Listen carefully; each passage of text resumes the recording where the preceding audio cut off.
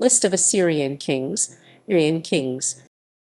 The king of Assyria Akkadian, Ashur, called the governor or viceroy of Assyria Akkadian, Išši'ak Aššur in the early and old periods, was the ruler of the ancient Mesopotamian kingdom of Assyria, which existed from approximately the 26th century BC to the 7th century BC.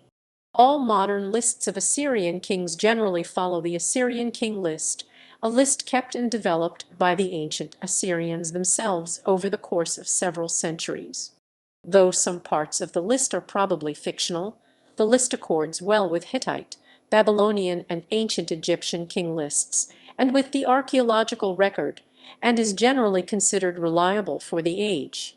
The ancient Assyrians did not believe that their king was divine himself, but saw their ruler as the vicar of their principal deity, Ashur, and as his chief representative on earth. In their worldview, Assyria represented a place of order, while lands not governed by the Assyrian king and, by extension, the god Ashur, were seen as places of chaos and disorder. As such, it was seen as the king's duty to expand the borders of Assyria and bring order and civilization to lands perceived as uncivilized. Originally vassals of more powerful empires, the early Assyrian kings used the title governor or viceroy Išši'ak, which was retained as the ruling title after Assyria gained independence due to the title of King Sar being applied to the god Ashur. Later Assyrian kings, beginning with Ashur-uballit, by 14th century BC adopted the title Sarmat-Ashur as their empire expanded, and later also adopted more boastful titles such as King of Sumer and Akkad, King of the Universe and King of the Four Corners of the World, often to assert their control over all of Mesopotamia. The line of Assyrian kings ended with the defeat of Assyria's final king Ashur-uballit Roman II by the Neo-Babylonian Empire and the Median Empire in 609 BC, after which Assyria disappeared as an independent political unit, never to rise again. The Assyrian people survived and remain as an ethnic, linguistic, religious, most being Christians since the first 3rd centuries AD, and cultural minority in the Assyrian homeland and elsewhere to this day. Titles. Assyrian royal titles typically followed trends that had begun under the Akkadian Empire c. 2334–2154 BC, the Mesopotamian civilization that preceded the later kingdoms of Assyria and Babylon. When the Mesopotamian central government under the Third Dynasty of c. 2112–2004 BC collapsed and polities that had once been vassals to became independent, many of the new sovereign rulers refrained from taking the title of King Sar, instead applying that title to their principal deities, in the case of Assyria Ashur. For this reason, most of the Assyrian kings of the Old Assyrian period c. 2025–1378 BC used the title Išši'ak Aššur, translating to governor of Assyria, in contrast to the titles employed by the Babylonian kings in the south, which typically focused on the protective role and the piety of the king. Assyrian royal inscriptions tend to glorify the strength and power of the king. Assyrian titularies usually also often emphasize the royal genealogy of the king, something Babylonian titularies do not, and also drive home the king's moral and physical qualities while downplaying his role in the judicial system. Assyrian epithets about royal lineage vary in how far they stretch back, most often simply discussing lineage in terms of son of or brother of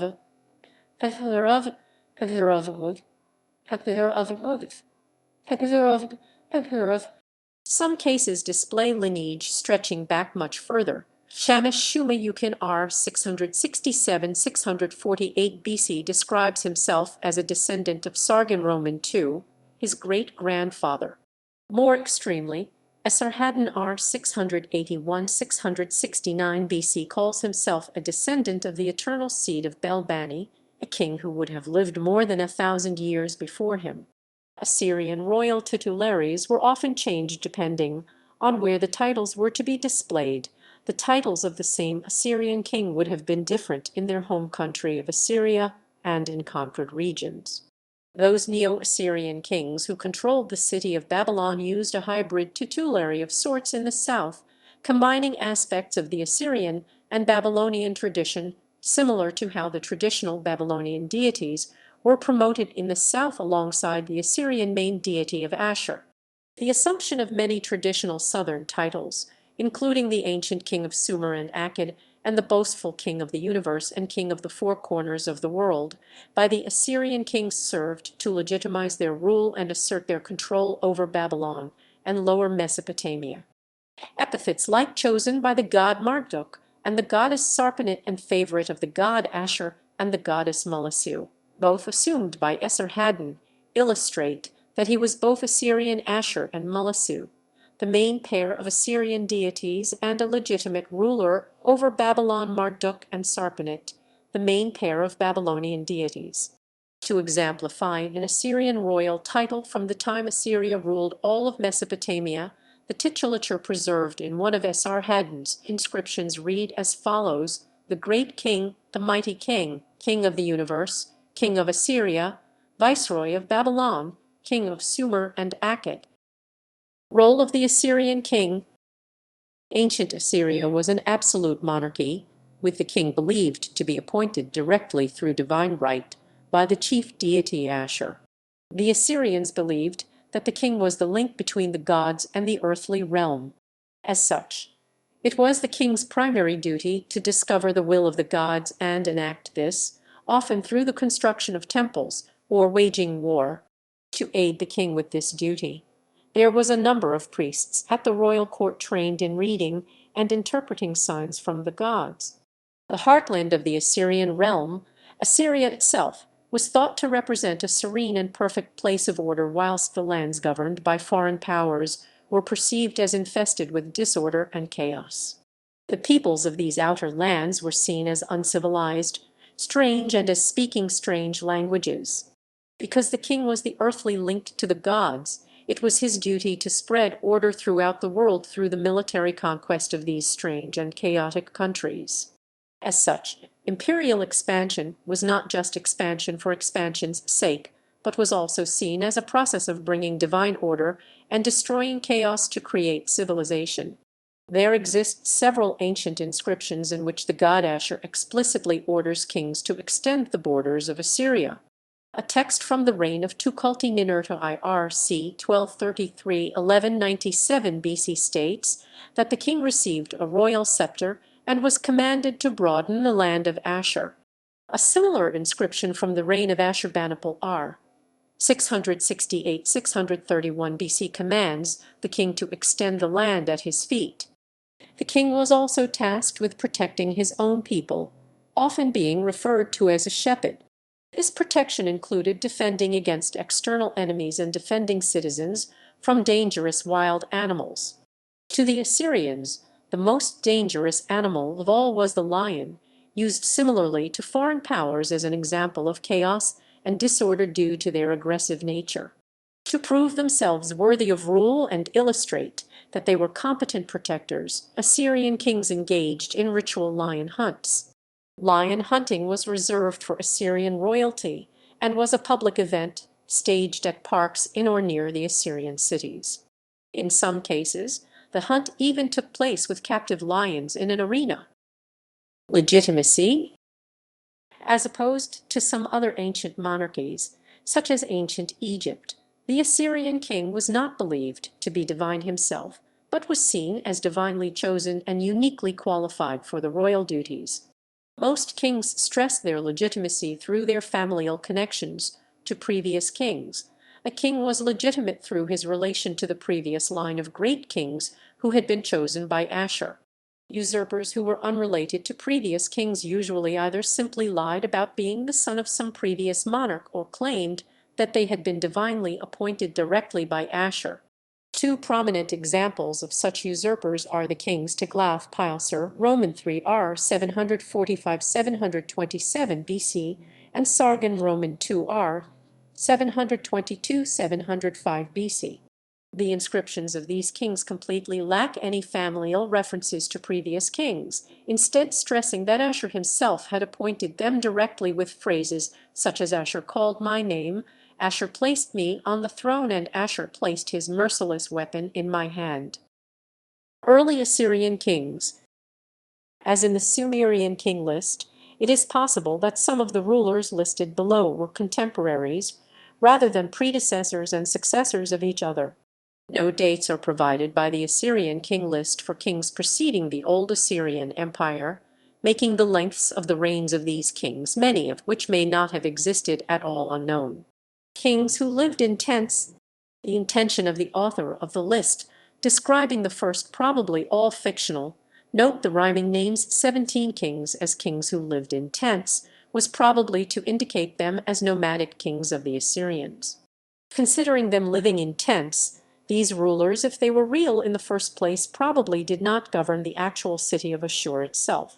It is possible that the conclusion of this section on the king list would have indicated an end of the nomadic period of Assyrian history and the foundation of Ashur. The 16th king, Uthpia, was designated by later Assyrians as the founder of the temple dedicated to Ashur in Ashur. Kings who were ancestors. The meaning of kings who were ancestors is unclear. This section is also the only section of the Assyrian king list to be written in reverted order for reasons unknown. The list mentions 10 kings who were ancestors, but includes the final king of the kings who lived in tents, Apiashal, as one of them, possibly an error. To avoid repetition, Apiashal has been left out of the previous section in this list. Kings named on bricks whose eponyms are unknown. The kings listed in this section would probably have been early rulers of Ashur. King Kikia is mentioned by later kings as having restored the inner city wall of Ashur. In addition to the 3 kings listed here, 3 further kings are listed as kings named on bricks whose eponyms are unknown in the Assyrian king list, but they are in this list presented in the following section due to their dynastic relationship to later kings. Old Assyrian Kings, c. 2025 1366/1353 BC. Dynasty of Usurpers. The period beginning with Usurpers as reign is sometimes referred to as the dynasty of Usurpers. Usurpers' line saw the beginning of true Akkadian names in the Assyrian royal line, as opposed to earlier names which may have corresponded closer to Hurrian names. Dynasty of Shamshi-Adad, also referred to as the period of Amorite domination over Assyria. 7 usurpers. After the end of Shamshi-Adad's dynasty, 7 competing claimants reigned for a total of just 6 years. Ashur-Dugal appears to have ruled throughout most of the period, making the extent of the rule of the other usurpers unclear. Abbasid dynasty c. 1700/1680-722 BC. The Abbasids ruled Assyria from the middle of the Old Assyrian period to the dynasty's fall and replacement by the Sargonid dynasty in the middle of the Neo-Assyrian period. From this section and onwards, the list records the dates of royal reigns in both the middle chronology indicated with MC and short chronology indicated with SC, competing chronologies of ancient Mesopotamian history. The middle chronology tends to be favored by modern researchers. Middle Assyrian Kings 1365/1353 912 BC. Abbasid dynasty continued. Neo-Assyrian Kings 912–609 BC. Abbasid dynasty continued. Sargonid dynasty 722–609 BC.